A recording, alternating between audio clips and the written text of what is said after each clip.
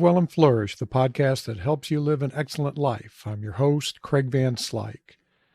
As longtime listeners know, I'm really big on trying to find ways to take control of your life. And one of the ways you can do that is by shaping your environment. You take control by shaping the environment in which you exist. Today, I want to talk about two ways that you can do that: positive cues and negative cues. Positive cues are elements of your environment that encourage productive behaviors. And in contrast, negative cues are elements of your environment that are associated with unproductive behaviors. So let's start with positive cues. So two really common examples of positive cues, and things that you've almost undoubtedly used in your life, are reminders and attention focusers. Reminders are positive cues that are related to specific tasks. For example, when I need to move alfalfa from the shed to the barn, I write a big note that says alfalfa on our little refrigerator whiteboard. I do the same thing when it's time to take out the trash. You've done a bunch of this kind of thing. Other examples are to-do lists, putting meetings on a calendar, alarms for things like taking medication, whatever. Putting a book that you want to read in a prominent, easily noticed place, like putting it on your pillow. I put my wallet and keys on top of my granola container the morning before I go to campus, so I don't forget my breakfast. Another example is that really naggy kind of time to stand notification that my Apple Watch gives me, or the even more aggravating and somewhat ironic meditation notification. Attention focusers are positive cues that help you focus your attention on specific behaviors, activities, or attitudes. To me, the classic is IBM's Think sign. You might have seen a sign that says something like breathe. It reminds you to slow down, take a few deep breaths.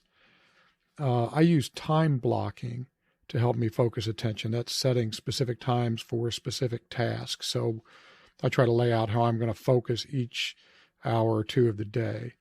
Other examples are affirmation signs, motivational quotes, sticky notes with motivational things on them, pictures that help you relax or motivate you. There's an almost endless list. Negative cues, as I said, are elements of your environment that are associated with unproductive behaviors. My little story that I like to use as an example is peanut butter M&Ms, which are insanely delicious. Tracy likes them. I like them. But if they're out where I can see them, I would eat way too many of them. So I asked Tracy to hide them.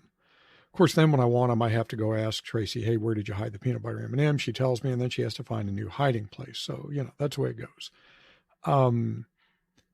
Maybe another example is having your phone out at dinner or during an appointment, sometime when you really should be paying attention to the other person. If your phone's in your pocket, in your purse, in your backpack, whatever, you've removed that negative cue, that phone, that addictive device that says, hey, check me. Just put it away. Even something as simple as putting your television remote in a drawer if you're trying to cut back on TV. If you're a gamer, don't leave your game console hooked up. So there are all kinds of different ways so that you can remove negative cues. So as you go through the week, I would really encourage you to take a look around in your environment and see where you might be able to get rid of some negative cues, some things that might make it way too easy to behave in ways that you'd rather not, and to use positive cues to keep yourself a little bit more on track. If you do so, you'll be more flourishing. You'll be more in control of your life, and you'll be happier. So that's it for this time. I'd love to hear your thoughts on this episode. You can contact me through livewellandflourish.com, which also has links to all of my back episodes. Thank you.